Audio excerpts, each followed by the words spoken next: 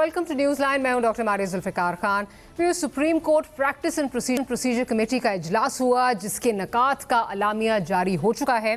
जजेस ने 2-1 की अक्सरियत से मखसूस नशिस्तों से जो मुतल्लिक नजरसानी की दरख्वास्तें हैं उनको तातीलात के बाद मुकर्रर करने की मंजूरी दे दी है। चीफ जस्टिस ने अक्सरियती फैसले से जो है वो इख्तिलाफ किया है और उनके मुताबिक नजरसानी अपील्स को जो है वो छुट्टियों को जो है बल्कि मनसूख करके उनको जो है वो सुना जाना चाहिए। अब इस फैसले से एक सियासी मंजरनामे में बड़ी हलचल जो है वो नजर आ रही है, क्योंकि हुकूमत और PTI के दरमियान जारी सियासी और कानूनी महाज आराई में नया मोड़ जो है वो आ गया है। मखसूस नशिस्तों के हसूल की जो लड़ाई है अब लगता है कि अपने मंतकी अंजाम को पहुंचती हुई नजर आ रही है। वो और बात है कि हुकूमत आर्टिकल 6 और पार्टी बैन जैसे अगले महाज खोलने की जो है वो तैयारियों में नजर आ रही है। लेकिन फिलहाल अगर बात की जाए तो मखसूस नशिस्तों के हवाले से ये जो मामला है, इस पर हुकूमत जो चाहती थी कि PTI को ये मखसूस नशिस्तें ना मिलें, आज के इस फैसले के बाद ऐसा होने के इम्कानात जो हैं वो काफ़ी कम होते हैं, बल्कि नेक्स्ट टू नेग्लिजिबल अगर कहा जाए तो नज़र आ रहे हैं।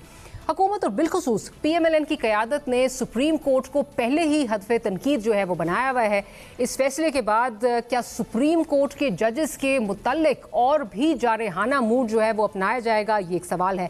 क्योंकि अगर बात की जाए PMLN की, तो आज ही PMLN के जो सदर हैं उन्होंने 8-5 के फैसले पर तनकीद करते हुए कहा है कि सड़क पर चलता आदमी, सड़क पर फिरता शख्स जो है उसको कहा गया कि आओ हम तुम्हें इंसाफ देंगे।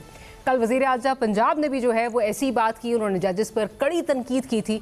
लग यूँ रहा है और वाज़े होता जा रहा है दिन ब दिन के PMLN अदालती फैसलों से खुश बिल्कुल नहीं है। ECP ने अगर दूसरी तरफ देखा जाए तो ECP ने 41 अरकान के बयान हल्फी की जो सख्त स्क्रूटनी का फैसला है वो कर लिया है। बयानी हल्फी पर जो किए गए दरख्वास्तें हैं उनको कागजात नामजदगी और वाबस्तगी सर्टिफिकेट्स के तनाजुर में जो है वो जांचा जाएगा। ECP के अब तक के रद्द अमल को सामने रखते हुए ऐसा तासुर मिलता है कि ECP बादले नख्वास्ता सुप्रीम कोर्ट के फैसले पर अमल दरामद के लिए जो है वो आमादा है। लेकिन इस पर जो है वो अभी भी कुछ इफ्स एंड बट्स की जो है वो बातें हो रही हैं, इस पर बात करेंगे। और साथ ही साथ एक बड़ा इंटरेस्टिंग बयान जो है वो मौलाना फजलुर रहमान से जो है वो मनसूख किया जा रहा है। JUIF के जो सरबराह हैं उनका ये कहना है कि जो PTI खैबर पख्तूनख्वा असेंबली तहलील करने और कौमी असेंबली से मुस्तफ़ी होने के लिए जो है वो तैयार है। और अब इस पे जो एक इमीडिएट रिएक्शन है वो बैरिस्टर गौहर साहब का आ गया है। उनका ये कहना है कि ऐसी हमारी कोई बात मौलाना से नहीं हुई, लेकिन मौलाना फिर भी ये बात क्यों कर रहे हैं, that remains to be seen. इस वक्त हमारे साथ नईम हैदर पंचोता साहब मौजूद, पाकिस्तान तहरीक इंसाफ से आपका ताल्लुक है। जीशान रफीक साहब हमें ज्वाइन कर रहे हैं, पाकिस्तान मुस्लिम लीग नवाज से आपका ताल्लुक है। और साथ ही साथ रजा हारून साहब हमें ज्वाइन कर रहे हैं, पाकिस्तान पीपल्स पार्टी से आपका ताल्लुक है। तो नईम हैदर साहब से शुरू करती हूँ। नईम साहब, आज का जो फैसला आया है प्रैक्टिस एंड प्रोसीजर की जो कमेटी थी उसके बाद जो ये फैसला आया है, और गो के CJP has been out numbered, आपके जो आपके एतराज़ात थे वीज़ावी चीफ जस्टिस ऑफ पाकिस्तान, आपने उनको तनकीद का निशाना भी बनाया, आपने कहा उनका एक बायस नज़र आता है, लेकिन उन्हीं का बनाया हुआ प्रैक्टिस एंड प्रोसीजर जो एक लॉ है उसके बाद उनकी बनाई हुई जो प्रैक्टिस है उसके बाद आपको रिलीफ भी मिल रहा है। क्या अब भी आप समझते हैं कि उनको तनकीद का जो है वो निशाना बनना चाहिए, क्योंकि आपको वहीं से जो है वो रिलीफ भी आ रहा है? बंदियाल साहब का तो एक बिल्कुल ही डिफरेंट मोडस ऑपरेंडी था। आपने मौका दिया, बड़ी मेहरबानी मारिया।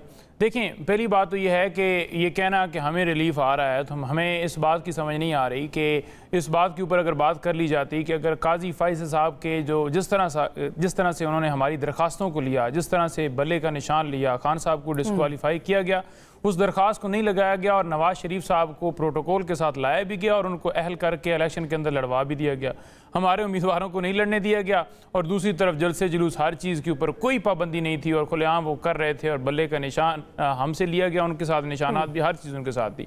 तो जो आज तक किया गया है, 9 मई के ऊपर जुडिशल कमीशन नहीं बनाया गया। अब इसके अंदर भी अगर आप देख लें तो उन्होंने इख्तलाफ किया है। अब इख्तलाफ से वाज़े हो रहा है कि वो किस तरफ खड़े हैं, और इसके बाद भी, इससे पहले भी आप देख लें कि जिस तरह से फैसला आया है मखसूस नशिस्तों के हवाले से, उसमें भी उनकी ओपिनियन है। तो मैं ये समझता हूँ कि जो जज जो है वो कुर्सी के ऊपर बैठे हों, उनका हक ये बनता है कि वो इंसाफ फराहम करें।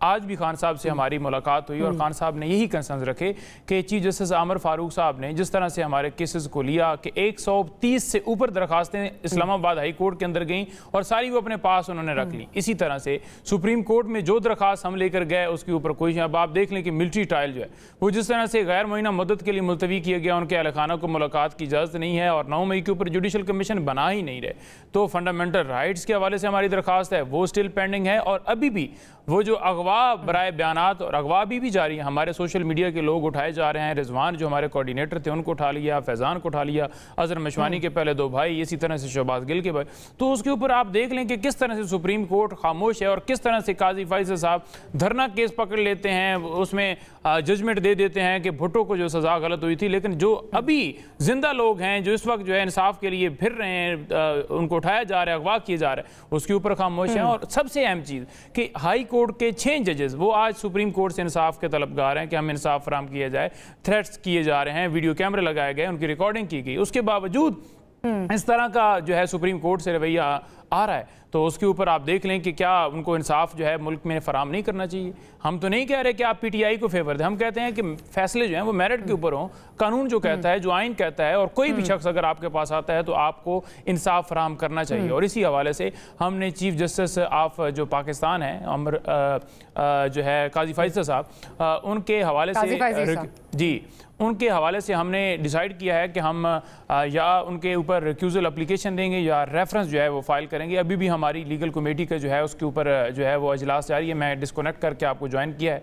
और इसी तरह से आमिर फारूक है, उनके खिलाफ भी रेफरेंस के लिए हमने अपना पूरा प्रोग्राम बनाया है और साथ जो इलेक्शन कमीशन है उसके खिलाफ भी जो है रेफरेंस जो है वो होने जा रहा है। और इसी वजह से होने जा रहा है क्योंकि ये पार्टीज बन गए, और पार्टी जब कोई भी बन जाता है तो फिर डेफिनेटली उसके ऊपर आपके पास मवाद होता है, मटेरियल होता है, वो हमारे पास बहुत ज़्यादा ऑन रिकॉर्ड है और हम वो सारा पेश करेंगे।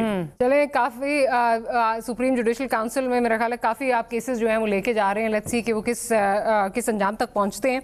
लेकिन मैं ज़रा ज़ीशान रफ़ीक तक साहब की तरफ चलती हूँ। ज़ीशान साहब, आज की जो पहले आपकी तरफ से जो है वो तनकीद का निशाना बनाया जा रहा था, जो जजेस हैं उनको, सुप्रीम कोर्ट के जजेस को तनकीद का निशाना बनाया जा रहा था, आज का जो फैसला आया है बिलखुसूस प्रैक्टिस एंड प्रोसीजर कमेटी की जो मीटिंग हुई उसके बाद जो फैसला आया है, उसके बाद एक तो पहले बता दीजिए आप फैसले को देख कैसे रहे हैं, वुड यू से कि जो आपकी होप्स थी कि इसमें जो मखसूस नशिस्तों का मामला है उसमें आपकी कोई सुनवाई होगी, वो ज़रा काफ़ी हद तक डैम्पन हो गई हैं, आपकी होप्स जो हैं वो मध्यम हो गई हैं काफ़ी हद तक। जी बिस्मिल्लाहिर्रहमानिर्रहीम, बहुत शुक्रिया डॉक्टर साहब, आपने अपने प्रोग्राम में मदद किया। देखिए जी, बिल्कुल ये जो आज का फैसला उन्होंने किया है, ये जो 1 हफ्ता 10 दिन पहले फैसला आया मखसूस नशिस्तों वाला, ये उसी की कड़ी है बेसिकली। जो बात पाकिस्तान मुस्लिम लीग नून ये कह रही है मुख्तलिफ मौक़ों के ऊपर कि वो जो फैसला हुआ 10 दिन पहले, उस फैसले में एक पार्टी को आउट ऑफ द वे जाके फेवर की गई।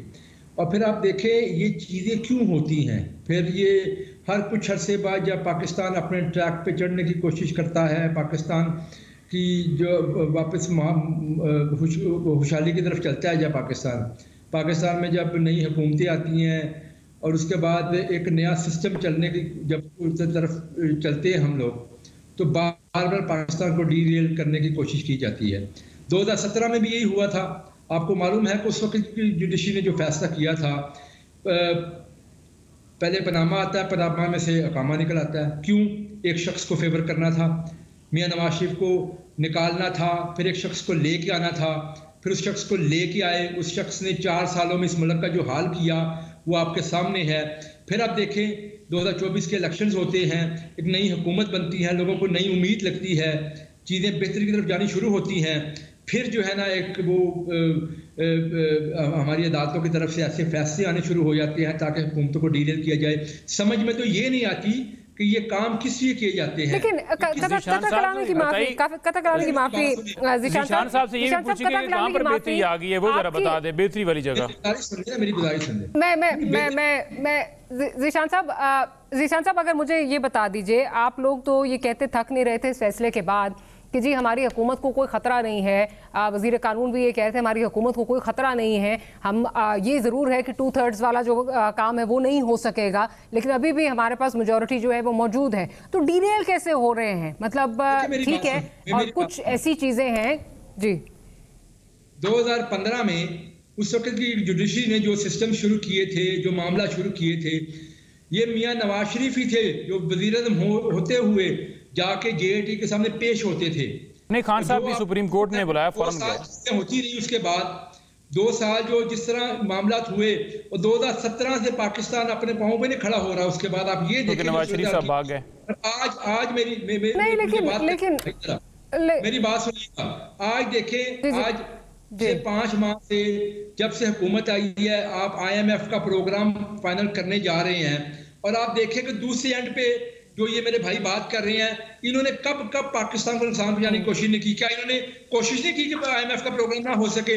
इससे पहले ये कोशिश करते रहे। नहीं, वो कुछ और चीजें उस पे वो जरा डिफरेंट नोयत की चीजें हैं, उन पे अगर बात करें बाद में बात करेंगे। मैं जरा रजा हारून साहब को भी गुफ्तगू में शामिल करूं। रजा साहब, दोनों पार्टीज चीजें आपस में लेकिन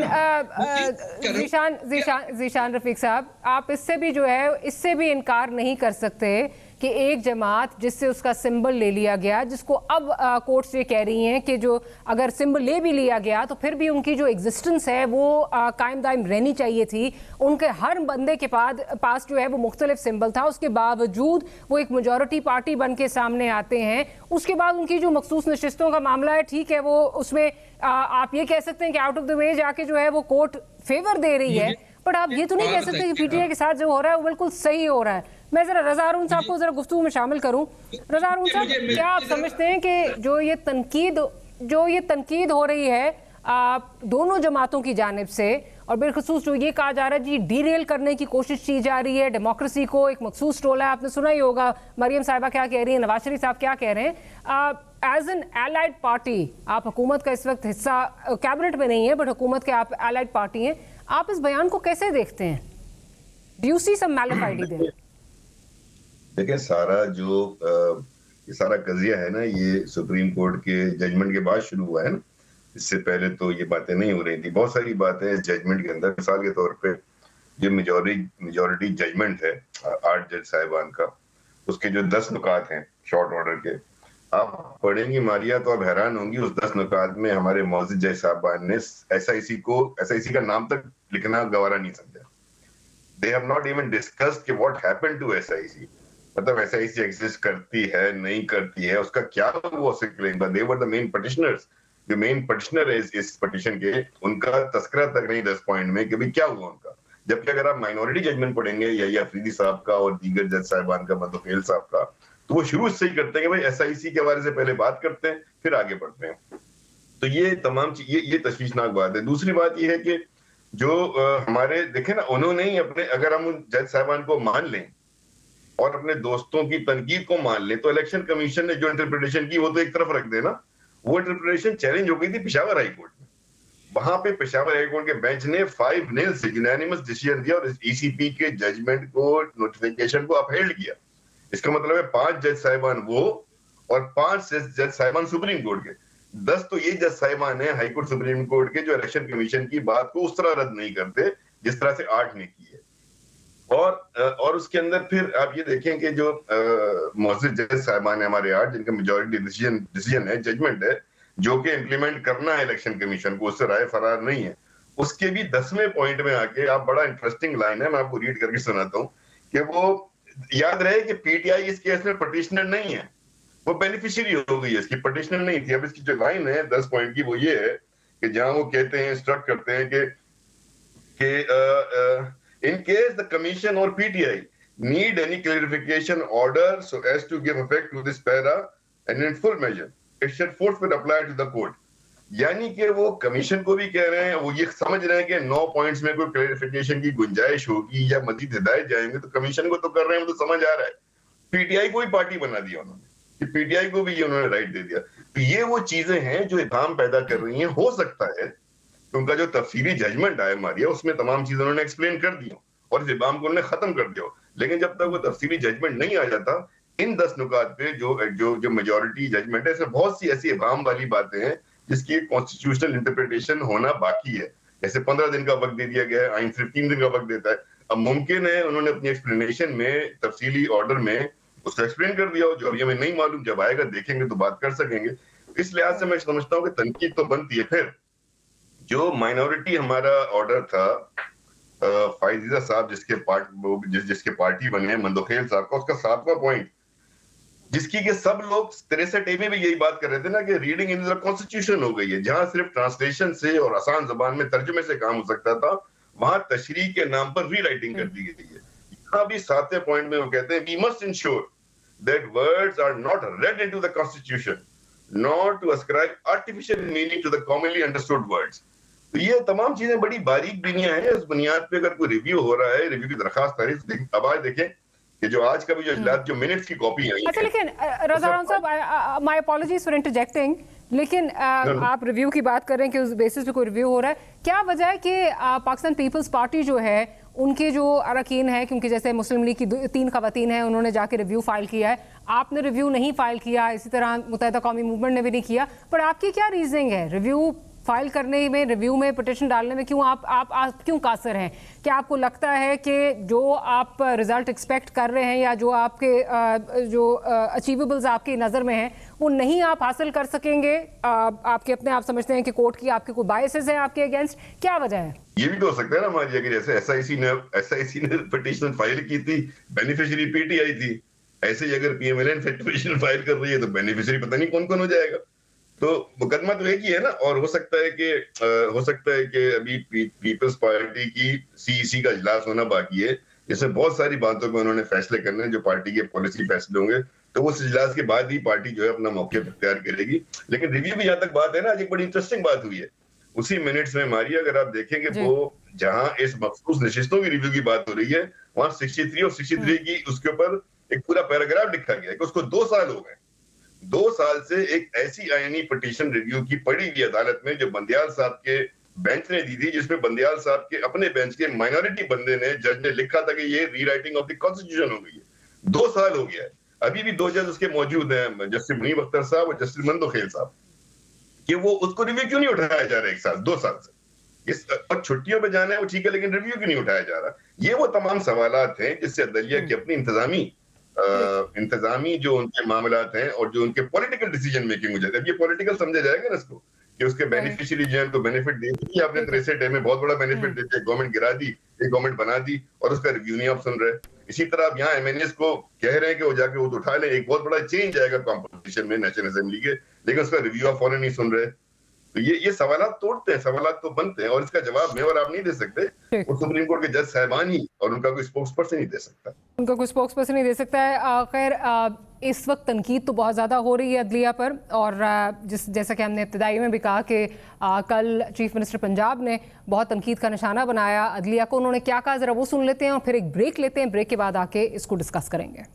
का डिसीजन आया, ये डिस्टेबलाइजेशन की कोशिश नहीं है तो और क्या है? मैं हैरान हूँ, उन्होंने वो कुछ भी अता कर दिया जो मांगा ही नहीं गया था उनसे। सुप्रीम कोर्ट के उन जजेस ने आइन को रीराइट किया है और सुप्रीम कोर्ट के इन जजेस का डिसीजन कहता है कि आप फ्लोर क्रॉसिंग करें, ट्रे में रख के पेश किया। और अगर एक हुकूमत आ गई है जो मुल्क को बुहरान से निकाल रही है, तो मैं सुप्रीम कोर्ट के जजेस से ये अर्ज करना चाहती हूँ कि चलने दो इस मुल्क को, आपके लिए हम इतना आसान नहीं होने देंगे। इंशाल्लाह ताला ये हुकूमत 5 साल पूरे करेगी। किसी ने इसको डिस्टेबलाइज करने की कोशिश की तो उसके साथ आईनी हाथों से निपटा जाएगा। आपको ज़मीर के मुताबिक फैसले नहीं करने होते, आपको आइन और कानून के मुताबिक फैसले करने होते। अगर आपका ज़मीर बिका हुआ है तो हम क्या कर सकते हैं?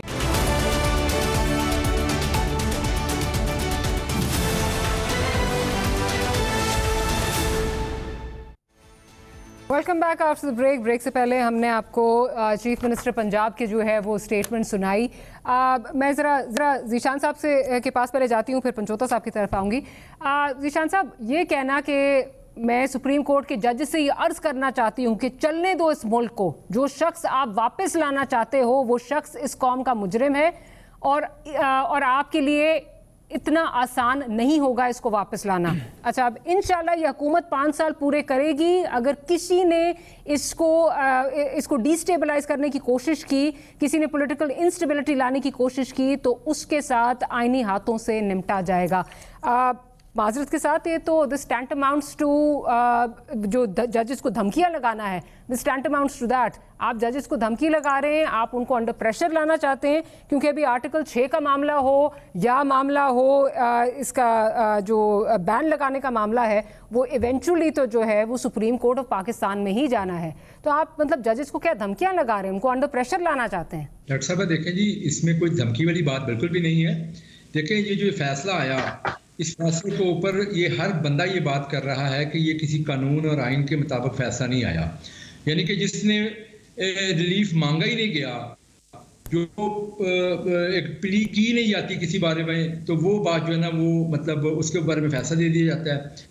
जो सुन्नी इत्तेहाद काउंसिल है पूरी, जैसे अभी मेरे भाई रजा हारून साहब बता रहे थे कि पूरी जजमेंट में उसका जिक्र ही को नहीं आता।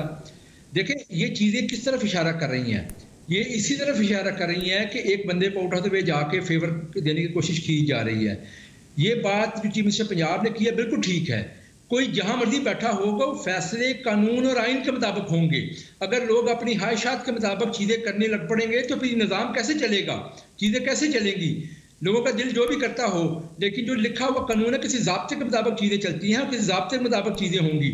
इन्होंने बिल्कुल ठीक कह रहे हैं। इसी सुप्रीम कोर्ट ने कहा था कि जी इलेक्शन करा दीजिए, 90 दिन का टाइम कहा था, इलेक्शन करा दीजिए। उसको भी जो है वो किसी ने जो है किसी के कान पे जूं भी नहीं रेंगी। ठीक है, तो यहाँ पे तो यही हो रहा है, माइट इज राइट जिसको कहा जाता है, जिसकी लाठी उसकी भैंस, वही वाला सीन है जी। उसमें भी सुप्रीम कोर्ट के पास ये चीज गई थी। देखें, इलेक्शन कमीशन एक आईनी इदारा है। इलेक्शन कमीशन ने इलेक्शन करवाए, इलेक्शन हो गए इस मुल्क के अंदर। 2018 के इलेक्शन हुए थे, उस पर हमें एतराज था। हमने क्या किया? हमने कोई इस तरह का मामला नहीं किया कि हम निज़ाम नहीं चलने देंगे, हमने मुल्क को आगे बढ़ने दिया। अब इलेक्शंस हो चुके हैं, लेकिन अब क्या हो रहा है कि अब हुकूमत को कमज़ोर करने के लिए बाकायदा साजिश की जा रही है। और इसमें एक दफ़ा फिर से माज़रत के साथ मैं बड़े अदब से अर्ज़ करूँगा कि एक दफ़ा फिर से हमारी जो जुडिशल सिस्टम है वो इसका एक अलाकार बन रहा है। ये चीज़ें सामने आ रही हैं, देखें, नज़र आ रही हैं आपके सामने। और देखें ना, हम लेके जाते हैं वहाँ पे रिव्यू पिटिशन लेके जाते हैं, क्या हमारा हक नहीं है कि हमारी रिव्यू पिटिशन जो है ना वो एक्सेप्ट की जाए? वो क्यों नहीं एक्सेप्ट की जाती? ताकि मौका दिया जाए। ये कहाँ पे था? देखिए, मेरी बात सुनने, लोगों ने इलेक्शन लड़ा और जिन लोगों को ये मौका दिया गया उन्होंने आज़ाद हैसियत में इलेक्शन लड़ा। उन्होंने अपने नॉमिनेशन पेपर्स में ये लिखा कि हम इंडिपेंडेंट उम्मीदवार हैं। उसके बाद उनको ये कहा जा रहा है कि आप जाके पीटीआई ज्वाइन करें। ये कौन सा, मुझे बताएं, कानून और इंसाफ है? उन्होंने क्या एफिडेविट जमा नहीं करवाए थे? देखिए, एफिडेविट मौजूद थे। अब उनको कहा जा रहा है कि आप पीटीआई 15 दिन में जाकर जो पीटीआई में जाके अपने आप को शमूलियत इख्तियार करें। देखिए, इस तरह के जब फैसले आएंगे तो फिर तनकीद उसके ऊपर होगी। देखिए, हम जजेस की इज्जत भी करते हैं, उनका एहतराम भी है, लेकिन जब फैसला आ जाता है, फैसला पब्लिक प्रॉपर्टी होता है। फैसले के ऊपर आप तनकीद कर सकते हैं, हमने की। हमने अपना कानूनी हक जो है ना वो इस्तेमाल करने की कोशिश की, लेकिन वो हमें हक नहीं दिया जा रहा। ये नजर आ रहा है सबको। ये किसी किए जा रहा है कि ताकि फिर से ये तो नहीं कह रहे, वो कह रहे हैं कि गर्मियों की तातीलात के बाद जो है वो ये गर्मियों के उन्होंने इनकार नहीं किया, और वो जाहिर है इनकार कर भी नहीं सकते। गर्मियों की तातीलात के बाद का जो है वो कहा जा रहा है। टाइम फ्रेम का इशू जरूर आ रहा है। मैं जरा पंचोता साहब की तरफ चलती हूँ। पंचोता साहब, जो कल गर्जी बरसी हैं चीफ मिनिस्टर पंजाब, आप किस तरह देखते हैं? क्या वो अंडर प्रेशर लाना चाहती हैं जजेस को ये बताना चाहती हैं कि अगर आपने कोई इस तरह के फैसले दिए तो आपके साथ आईनी हाथों से जो है वो निपटा जाएगा? ये किस तरह आप देख रहे हैं? क्योंकि अभी भी अगर देखा जाए, the expense of reputation, article 6 का मामला हो, बैन का मामला हो, हुकूमत बहुत अच्छी तरह जानती है कि ये मामला अल्टीमेटली जो है ये सुप्रीम कोर्ट ऑफ पाकिस्तान में ही जाना है। फाइनल फोरम वही है। देखिए, मसला ये है कि ये चाहते हैं कि जज जो हैं वो इनकी मर्ज़ी के मुताबिक चलें, और जो जज जिनसे कहेगा कि फॉर्म 45 लेकर आ जाएं तो ये कहेंगे कि इन जजेस के ऊपर हमें एतमाद नहीं है, लिहाजा रिटायर्ड जजेस जो हैं वो केस होने जो इनकी मन मर्जी के हों। पहली बात यह है कि जो सुप्रीम कोर्ट ने फैसला दिया है उसके अगर आप बैकग्राउंड के अंदर जाएं तो मामला हुआ क्या कि पीटीआई को इलेक्शन कमीशन ने आज़ाद किया। पीटीआई के उम्मीदवार खुद जाकर आज़ाद नहीं हुए, इलेक्शन कमीशन ने आज़ाद किया। तो जब इलेक्शन कमीशन ने हमारे सर्टिफिकेट जमा करवाने के बावजूद कहा कि सुप्रीम कोर्ट के फैसले के मुताबिक जो है आपसे बदला लिया गया है तो आप आज़ाद हैं, तो उसके बाद सारी सूरत हाल आई कि हमें आज़ाद जाना पड़ा, और आज़ाद जब गए इलेक्शन में तो उसके बाद जीतने के बाद हमें किसी पार्टी को ज्वाइन करना था, क्योंकि इलेक्शन कमीशन की गलती थी। अब इलेक्शन कमीशन की गलती को रिड्रेस किया गया और कहा गया कि ये पीटीआई का हक थी। अब मैं हैरान हूँ इस बात के ऊपर जो कह रहे हैं कि हमें जो है वो बिल्कुल इंसाफ नहीं दिया जा रहा। भाई वोट आपको पड़ा है, वो जो वोट लोगों ने दिया है वो इमरान खान को दिया है। पहले आप फार्म 45 के मुताबिक हारे हुए थे और फार्म 47 के जरिए आपने कब्जा करके ये हुकूमत जो है वो फार्म 47 की हुकूमत है, ये कोई आईनी हुकूमत नहीं है, ये कोई अवाम की हुकूमत नहीं है। और इसी वजह से आप रूल ऑफ लॉ नहीं ला सकते, क्योंकि आपके इंटरेस्ट हैं, और आपके इंटरेस्ट इसलिए हैं क्योंकि आपकी जो प्रॉपर्टियां हैं, आपकी जायदादें हैं, आपके अकाउंट जो हैं, आपके पैसे जो हैं वो बाहर पड़े हैं। अगर आप मुल्क के अंदर जो है वो ऐसे फैसले कर सकते, क्योंकि फैसले वही हुकूमत करती है जिसके पास मैंडेट हो अवाम का। आप ना तो फैसले कर सकते हैं, और रूल ऑफ लॉ आप इसलिए कायम नहीं करेंगे क्योंकि रूल ऑफ लॉ होगा तो आर्टिकल 6 पहले आप पे लगेगा। इलेक्शन कमीशन ने इलेक्शन 90 डेज के अंदर नहीं करवाए। कोई मुझे ये बता दे कि किसी एक रहनुमा की PMLN को, पीपल्स पार्टी को, उन्होंने कोई एक स्टेटमेंट दी हो कि इलेक्शन कमीशन ने मुकर्रर वक्त के अंदर इलेक्शन करवाने हैं। उस वक्त क्या बहाना बनाया जाता था? ये कहा जाता था कि हमारे पास सिक्योरिटी मामला आते हैं, हमारे पास फंड नहीं है। तो जब सुप्रीम कोर्ट ने हुक्म दिया, फिर सिक्योरिटी भी ठीक होगी, फंड भी ठीक हो गए, लेकिन आइन को जिन्होंने डिरेल किया उनके ऊपर क्या बना? उस वक्त के आपके जो प्रेसिडेंट थे उनसे भी, उनके पास ये प्रेरोगेटिव था कि वो डेट दे सकते थे। खान साहब उनसे नाराज भी बहुत हुए और उनको ये तनकीद का निशाना भी आपकी पार्टी की तरफ से बनाया गया। ही हैड द प्रेरोगेटिव कि वो डेट दे देते, उन्होंने भी नहीं किया। तो सब ने अपने अपने जो है वो मफादात का जो है वो सेफ गार्ड उसको किया। यहाँ पे भी कुछ चीजें जो है ना, certain things need to be put in perspective. नहीं देखें, अगर उन्होंने डेट नहीं दी, वो सुप्रीम कोर्ट के अंदर मामला गया। लेकिन मुझे ये बता दें कि उसमें बेनिफिट क्या आरफ अलवी ने ले लिया? क्या वो फार्म 47 के मुताबिक वजीर आजम बन गया? नहीं बना। उसमें बेनिफिट किसको गया? उस सारे मामले के अंदर जो इलेक्शन उस वक्त हुए नहीं, वो किसने नहीं करवाए, और उसके अंदर जो सारा मामला किया गया कि पूरे मुल्क को के अंदर जो आज तक भी मार्शल लॉ लगा हुआ है, लोगों को जिस तरह से उठाया जा रहा है, किया जा रहा है, गिरफ्तारियां, छापे हैं, लोगों की जमानतें नहीं हो रही है, एक मुकदमे से रहा होता है, दूसरे में गिरफ्तार कर लिया जाता है। अब मरियम नवाज जो है, इसके ऊपर आज खान साहब ने भी बात की है ना सर। देखें, मरियम नवाज जो है उनके ऊपर आज खान साहब ने भी बात की है। उन्होंने कहा कि ये जिस तरह से चाहती हैं कि सुप्रीम कोर्ट के जजेस हों या हाई कोर्ट के, जो इंसाफ, मैंने कहा जी वो पीटीआई के हक में फैसला है, उन्होंने कहा जी नहीं, पीटीआई के हक में फैसला नहीं है, उन्होंने इंसाफ किया है। और इंसाफ करने वाले जजेस जो हैं ये कहें कि जनाब सहूलतकारी होती तो आज इमरान खान बाहर होते। हम तो सीटों के लिए इलेक्शन ट्राइब्यूनल के अंदर गए हुए हैं और ये चाहते थे कि उनके ऊपर हमला किया जाए। वो तो आलिया नीलम ने कहा, रिजेक्शन की, उन्होंने कहा कि नहीं वो ट्राइब्यूनल वाले वही जज रहे। और अडहॉक जजेस का मामला क्या था, वो इसलिए लाना चाहते थे ताकि आईनी तरमीम की जाए, काजी साहब को एक्सटेंशन दी जाए और इनके मुताबिक जो है काले कानून लाए जाए। लेकिन वो दो जजेस इनकार कर गए, तीसरे को बगैर मर्जी के उसे कहा गया कि अप्रूव किया जाता है। ठीक, आपका पॉइंट आ गया। मसला ये है कि इस मुल्क का वतीरा बन गया है कि जिसका भी जो है ना वो मर्जी का फैसला ना आए ना, वो जजेस पे तनकीद ही करता है। काजी फैज़ ईसा साहब का ही केस देख लें। I am not going to go into the merits and demerits. उसके बाद आपकी जो हुकूमत थी, आपकी पार्टी ने जो है उस पर तौजीहात भी दी। उन्होंने कहा जी हमारा तो नहीं था, ये तो कहीं और से हमें डिक्टेशन आई थी और कहा गया था। खैर let's just leave that aside. ये एक वतीरा बन गया क्योंकि इतने हमारे इदारे जो हैं वो कंट्रोवर्शियल हो गए। रजा अरून साहब, मरियम साहिबा बात कर रही हैं पॉलिटिकल डीस्टेबिलिटी की। Of course political stability is the need of the our.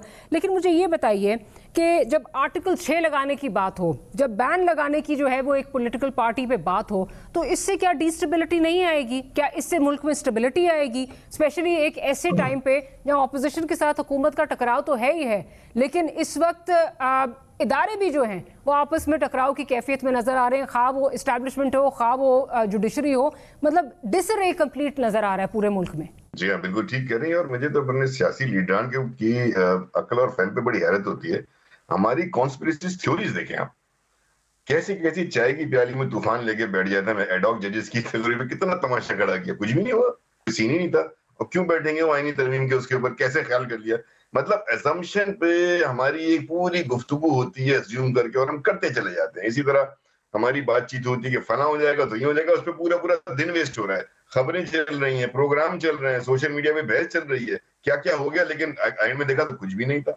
इसी तरीके से देखें, अगर किसी ने कहा आर्टिकल 6 लगेगा या पार्टी पे बैन होगा, तो जब लगेगा जब देखेंगे ना। किसी ने कह दिया है तो उससे क्यों इतना परेशान हो रहे हैं? वो तो कागज का टुकड़ा होगा, सर एक डिक्लेरेशन होगा, डिक्लेरेशन आएगा, उसमें रीजनिंग होगी। लेकिन अगर वो किसी जो है वो वजीर इत्तलात है इस मुल्क का और हुकूमत का मौक़िफ़ जो है वो पेश कर रहा है, तो फिर तो ये नहीं कहा जाता। आई नो वजीर इत्तलात है, आई नो वजीर इत्तलात है। ऐसे खान साहब भी बड़ी बड़ी बातें करके निकल जाते हैं, फिर यू टर्न ले लेते हैं। मैं तो कह रहा हूँ कि अगर किसी ने कहा भी है तो यार वो आर्टिकल 6 का डिक्लेरेशन आ जाए, फिर बात कर लेंगे। इसी तरीके से किसी ने कहा है कि आपकी पार्टी में बैन लगेगा, जब वो बैन लगाएंगे रीजनिंग होगी, सामने आ जाएगी। लेकिन इतनी सी बात करने पर जितना तमाशा खड़ा होता है ना हमारे मुल्क के अंदर, रज़ा हारून साहब, कथा कलामी की माफी, I know you very well informed, मुझे पता है, लेकिन मुझे ये बताइए, जब वजीर इत्तलात बैठ के टेलीविजन टॉक शोज के अलावा प्रेस कॉन्फ्रेंसेज में तौजीहात पेश कर रहे हैं, इन्होंने जी शौकत तरीन साहब के जो वो कॉल थी, उसके अलावा जो है वो इसका साइफर का मामला वगैरह वगैरह, वो तौजीहात दे रहे हैं, तो of course that's a governments perspective. वो सारी तौजीहात बता रहे हैं कि क्या है, तो उसको तो चाय की प्याली में तूफान नहीं कह सकते ना। नहीं, चाय की प्याली में तूफान ही है ना। हमारी मेरी हिसाब से जो सीरियस लोग होते हैं ना, वो तो पेपर लेकर आते हैं, वो तो नोटिफिकेशन लाएंगे, डिक्लेरेशन आएंगे, को दे देंगे, ये हमारे भाई बैठे नहीं भाई, इसका जवाब दे देंगे। लेकिन वहां से भी रेटरिक है कि एक स्टेटमेंट दे दिया, यहाँ से भी रेटरिक का जवाब, ये चल रहा है टीवी के ऊपर, हमें तो कोई नहीं पता। रज़ा साहब, तो इसीलिए क्या आप कह रहे हैं कि वजीर इत्तलात जो है वो एक गैर संजीदा इंसान है? क्या आप ये कह रहे हैं? क्या उनका मौक़िफ़ गैर संजीदा है? क्या आप मुझे बताएं? अच्छा नहीं सुन नहीं, मैं तो कुछ नहीं कर रहा था। बिल्कुल ठीक है रज़ा हारून साहब, जो सारा दिन बैठ के पीटीआई के ऊपर आर्टिकल 6 और उसके ऊपर मुकदमे बना दो, उसको गिरफ्तार कर लो, सनम जवेद जो है सुप्रीम कोर्ट में चले जाए, तो सारा दिन काम ये है। उन्हें चाहिए था कि मुल्क के अंदर पॉलिसियां बनाए, मुल्क के अंदर अवाम के बारे में सोचें, तो वो करें। वो बिल्कुल रज़ा साहब इस हवाले से तो ठीक कह रहे हैं। नहीं साहब, जरा बात करने दें रज़ा साहब को, फिर क्विकली मुझे ब्रेक लेनी है। सुन तो ले प्लीज, मैं कह रहा हूँ कि इसाक डार साहब का स्टेटमेंट भी आया ना उसके अगले दिन। Ishaq Dar is the most senior person in PM. उन्होंने कहा भी इससे बात हो रही है, भी करा थोड़ी। मकसद ये है कि हमारे यहाँ हमें इश्यू चाहिए वो जो कि नॉन इश्यू हो, और उस पर हम फिर बात करने लग जाते हैं। जो आपकी जो बात है, आई डोंट थिंक सो कि ऐसी कोई एक्सरसाइज अभी ऑन पेपर हुई है। जब होगी मैं तो उस वक्त उस पर कॉमेंट करूंगा। मैं तो मफरूजों पे और ख्यालात पे और अजम्पशन पे गुफ्तगू करके ना आपका वक्त बर्बाद करूंगा। क्या यही वजह आपकी पार्टी भी जो है वो बैन पे कमेंट नहीं कर रही? क्या यही वजह आपकी पार्टी भी जो है वो बैन पे जो है वो कमेंट नहीं कर रही? कोई भी नहीं करेगा, कोई भी जी शऊर आदमी, आप समेत और हमारे ऑडियंस, ये जो हमारे मेहमान बैठे नईम भाई, जीशान भाई समेत, कोई भी इसलिए नहीं करेगा कि हमारे पास कुछ है नहीं ना। जब कुछ होगा तो गुफ्तगू फरमा लेंगे, उस पर फिर पॉइंट बाय पॉइंट डिस्कस कर लेंगे। बहरहाल वो जो बातें कह रहे हैं, मेरा जाती ख्याल है, पार्टी का नहीं, मेरा जाती ख्याल है कि जो तौजीहात उन्होंने पेश की थी वो बनती नहीं है पार्टी में बैन करनी। Right, on that note will take a short break से हाजिर होते हैं, तो गुफ्तगू को यहीं से कंटिन्यू करेंगे।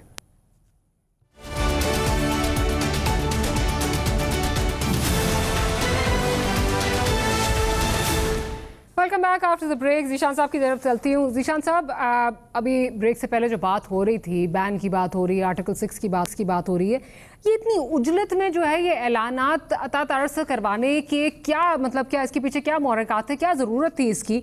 ना आपके इत्तेहादी ऑन बोर्ड थे, अपने लोगों की भी जो है वो बदलती स्टेटमेंट्स, और फिर मलबा सारा जो है वो बेचारे वज़ीर इत्तलात पे जो है वो गिर गया है। क्या इतने उजलत में क्या बातें करने की क्या ज़रूरत थी विदाउट प्रॉपर जो है इस पे जो लोगों को ऑन बोर्ड लेना, जो इसका प्रॉपर ड्यू डिलिजेंस किए बगैर क्या फ़ायदा? देखिए जी, सबसे पहली बात तो ये है कि वज़ीर इत्तलात ने कौन सी गलत बात की है। वज़ीर इत्तलात ने जो बातें की हैं वो हक़ाइक़ पे मबनी है। देखें, क्या इन्होंने IMF को हाथ नहीं लिखा या इन्होंने लिखने की कोशिश नहीं की? इनकी ऑडियोज़ नहीं आई थी। तो फिर इसाक डार साहब ये क्यों कह रहे हैं कि अभी हमने इत्तेहादियों को ऑन बोर्ड लेना है, या अभी राना सनाउल्लाह कह रहे हैं कैबिनेट के सामने जाना है? फिर वो लोग ये बातें क्यों कर रहे हैं? फिर तो उनको स्टैंड करना चाहिए था वज़ीर इत्तलात के साथ। ये बात हकीकत है कि गवर्नमेंट ने एक फैसला किया है, गवर्नमेंट ने फैसला किया, फैसला करने के बाद उस चीज़ का इजहार कर दिया गया वज़ीर इत्तलात के जरिए से। उसके बाद हमने अपने इत्तेहादियों से बातचीत शुरू कर दी है, तो इसमें ऐसे अबहम तो कोई नहीं है। ये दोनों चीज़ें देखिए आपस में इंटरलिंक्ड है। पहले हमने फैसला किया है, फिर हमने नहीं, वैसे आपस की बात है, मुझे ये कनेक्शन नहीं समझ आ रही कि करते पहले हैं सर, करते पहले हैं, तौजीहात बाद में देते हैं, सोचते बाद में हैं। इत्तेहादियों को करने से पहले जो है ऑन बोर्ड लेना चाहिए था, बल्कि इत्तेहादियों को छोड़ ही दें। इसाक डार साहब, राना सनाउल्लाह साहब, एक सर गुजारिश सुन लीजिए। एक कह रहा है कि जी अभी कैबिनेट में लेके जाना है, कैबिनेट पे इस पे बात होनी है। दूसरा कह रहा है इत्तेहादियों को भी अभी ऑन बोर्ड लेना है। तो अगेन अताउल्लाह तारड़ साहब जो है मेरे लिए बहुत काबिल एहतराम है, एंड आई नो कि उन्होंने इनफरादी कैपेसिटी में खुद ही उनको नहीं एक दिन ब्रेन वेव आई कि बैठ जाएं जाके और ये जाके ये एक प्रेस कॉन्फ्रेंस कर दें, तो उनसे करवाई गई प्रेस कॉन्फ्रेंस, लेकिन अब मलबा जो है सारा उन पे गिरा दिया गया एज इफ उनका अपना ये सोल डिसीजन था। देखिए मेरी बात सुने, ये आप सीरीज ऑफ इन सारे इवेंट्स को देखें ना, सबसे पहले हुकूमत एक फैसला करती है, ऑब्वियसली जो फैसला होता है उसके बाद उसको इंडोर्स किया जाएगा, कैबिनेट के अंदर अपने इत्तेहादियों से डिस्कस किया जाएगा, इत्तेहादियों को कन्विंस किया जाएगा, क्योंकि देखें कैबिनेट के अंदर फैसला इंडोर्स होगा, फिर आके बाहर जो है उस पर अनाउंसमेंट होगी कि कैबिनेट का ये फैसला आ गया। आप तो उल्टा चला रहे हैं, आप तो उल्टा चला रहे हैं। पहले कैबिनेट में डिसीजन अप्रूव हो जाएगा, फिर आके वजीर इत्तलात कहेंगे कैबिनेट ने यूनानिमस फैसला ले लिया। देखिए मैं आपको एक बात बताऊं कि इस वक्त जो चीज़ें चल रही हैं ना, देखिए हमारे इत्तेहादी भी इस चीज़ से मुत्तफिक हैं कि जो फैसला आया है ये फैसला कानून के मुताबिक नहीं आया, हमारा देखिए सबका एक है। अच्छा लेकिन बैन पे मुत्तफिक नहीं है सर, बैन पे मुत्तफिक नहीं है। चले मेरे बिल्कुल क्लोजिंग की तरफ जाना, तो मैं जरा नहीं, मैं इधर पंचोता साहब से पूछ लूं। पंचोता साहब, बैन हो, आर्टिकल 6 हो, पीपल्स पार्टी की इथॉस जो है इसकी इजाजत नहीं देती, and I will be very surprised, shocked rather कि अगर पीपल्स पार्टी इस तरह के किसी अमल को जो है वो इंडोर्स करती है। रजा हारून साहब का तो ऑलरेडी मौकफ जो है वो आ चुका है। अच्छा पंचोता साहब, पीटीआई कहती रही कि हमारे अरकान पे दबाव है, वो जो 41 अरकान हैं उन पे दबाव है, उन्हें उठाया जा रहा है, और बहुत सारी और भी जो है वो बातें करती रही कि प्रेशर टैक्टिक्स भी इस्तेमाल हो रहे हैं, उनको लालच भी दी जा रही है। बयानी हल्फी आपके 41 में से 38 लोग जो हैं वो दे देते हैं, और वो 3 लोग जो नहीं देते वो मुल्क से बाहर हैं। आप क्या समझते हैं कि क्या ये खतरा जो है वो टल गया है, या अभी स्क्रूटनी प्रोसेस जो है उसमें और बहुत सारे मराहल हैं जो तय करने हैं, और अभी खतरा पूरी तरह कुली तौर पे टला नहीं है? देखें, ये PMLN हो, पीपल्स पार्टी हो, इलेक्शन कमीशन हो, ये जिन जमातों में ये सीटें बांटेंगी ये सारे एक पेज के ऊपर हैं, और इन्होंने अपनी राय दे दी है, और राय इलेक्शन कमीशन की भी वही आपने कल देख लिया कि इसमें कानूनी पेचीदगियों को देखा जा रहा है कि हम उसके अंदर क्या करने जा रहे हैं, और ये चाहते हैं कि किसी सूरत जो है इस सुप्रीम कोर्ट का फ़ैसला वो उसके ऊपर इम्प्लीमेंटेशन ना की जाए, क्योंकि वो फ़ैसला जो है वो इनके हक़ में नहीं आया, और इलेक्शन कमीशन भी उसके अंदर पार्टी बना हो क्योंकि वो इनके साथ मिला हुआ है, तो वो किसी सूरत नहीं चाहेंगे कि ये कानूनी पेचीदगियाँ जो हैं वो ख़त्म हो, और कोई ना कोई ऐसा एतराज़ लगाएंगे जिसमें वो कहेंगे कि सिग्नेचर आपके ठीक नहीं है। इंटर पार्टी इलेक्शन के हवाले से वो भी उन्होंने 23 तारीख की समात रखी हुई है, तो ये बेसिकली इंटर पार्टी इलेक्शन के ऊपर भी जो डिसीजन देंगे उसके यही अंदर कहेंगे कि जो चेयरमैन PTI हैं वो बिल्कुल जो है इंटर पार्टी इलेक्शन ठीक नहीं हुई, तो लिहाजा वो जो है उस सेंस के अंदर जो है उनके सिग्नेचर जो हुए हैं, जो उनकी सारी वो तायद हुई है वो बिल्कुल वैलिड नहीं होती, क्योंकि इंटर पार्टी इलेक्शन ठीक नहीं है। लेकिन सुप्रीम कोर्ट ने जो कह दिया है कि जो PTI है वो एक जमात है, और उसको तस्लीम उन्होंने किस तरह से किया, उन्होंने बड़ा वाज़ेह कहा कि उसको ख़त्म नहीं किया गया, और ना ही वो उसका वजूद ख़त्म है, और वो बिल्कुल मौजूद है, और उसी का हक था उसको मिल गया। तो जब सुप्रीम कोर्ट ने PTI को अपने फैसले के अंदर कह दिया कि वो PTI मौजूद है, जमात ख़त्म नहीं हुई, और इलेक्शन कमीशन ने भी कहा कि जमात ख़त्म नहीं हुई, तो फिर उसका कोई चेयरमैन कोई ना कोई तो उसका सिग्नेचर होना है जिन्होंने अपने साइन इस्तेमाल करने हैं। तो ये सारी सूरत हाल सिर्फ और सिर्फ इसलिए है कि PTI को सामने टारगेट किया गया है, और पहले दिन से लेकर हमारे के दौरान जो है वो कुछ राइट लेफ्ट हो जाएंगे। नहीं देखें, ये कॉन्फिडेंट है? देखें उसके अंदर स्क्रूटनी के अंदर भी करेंगे, ये इंटर पार्टी इलेक्शन के अंदर भी करेंगे, ये सुप्रीम कोर्ट का जो फैसला है उसको भी नहीं मानेंगे। ये कह रहे हैं कि रिव्यू जो फाइल किया गया है वो जब तक डिसाइड नहीं होगा उसके बाद हम जाएंगे, क्योंकि इन्होंने इंटरप्रिटेशन आइन की अपने हिसाब से की हुई है, क्योंकि ये नहीं चाहते कि मुल्क जो है आइन और कानून के मुताबिक चले। आप मुझे कोई एक कंडक्ट दिखा दें इनका जो उन्होंने आइन और कानून के मुताबिक किया हो, या इस मुल्क की मुझे प्रोग्राम जो है वो क्लोज करना है आइन और कानून के साथ, तो इस मुल्क को बिल्कुल चलना चाहिए। लेकिन ये जो मैं ना मानूं की रट है जो हमारी पॉलिटिकल पार्टीज की जानिब से नजर आती है, जिसके भी हक में फैसला नहीं आता वो कहता जी मैं नहीं मानूंगा, और ये बायस है, और ये चीज़ें जो हैं ये हमारे खिलाफ हो रही हैं, जिससे टकराव जो है वो मज़ीद जो है वो आता है, जिससे इंस्टेबिलिटी मज़ीद आती है, पोलराइजेशन मज़ीद आती है। तो ये इस मुल्क के लिए जो है वो बिल्कुल सही नहीं है। हमने इस मुल्क को अगर सही राह पे गामजन करना है तो हकीकी मायनों में, हर पार्टी की अपनी इंटरप्रिटेशन के मुताबिक नहीं, हकीकी मायनों पे आइन पर जो है वो अमल दरामद होना बहुत ज़रूरी है। रजा हारून साहब बहुत बहुत शुक्रिया आपका कि आपने प्रोग्राम के लिए वक्त निकाला, पंचोता साहब आपका, और जीशान साहब thank you very much for making time for this programme. Will see you tomorrow. अल्लाह हाफ़िज़।